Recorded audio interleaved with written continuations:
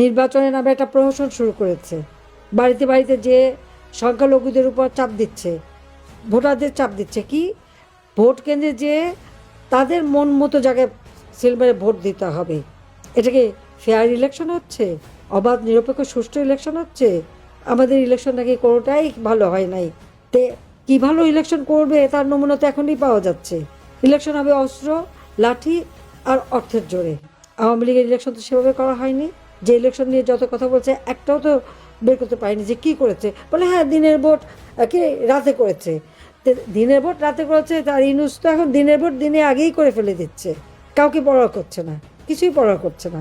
এটাই তো বাস্তব। ইউনূসের কোনো অধিকার নেই বাংলাদেশ আওয়ামী লীগকে সে মানে ব্যান করতে পারে, এটা নিষিদ্ধ করবার কোনো অধিকার তার নাই।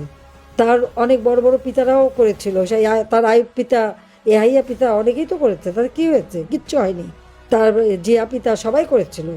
আওয়ামী লীগ আওয়ামী লীগই, আওয়ামী লীগ আছে, আওয়ামী লীগ থাকবে, আওয়ামী লীগ আবার আসবে, বাংলাদেশকে আবার উন্নত করবে। এই শক্তি নিয়ে সবাইকে দাঁড়াতে হবে।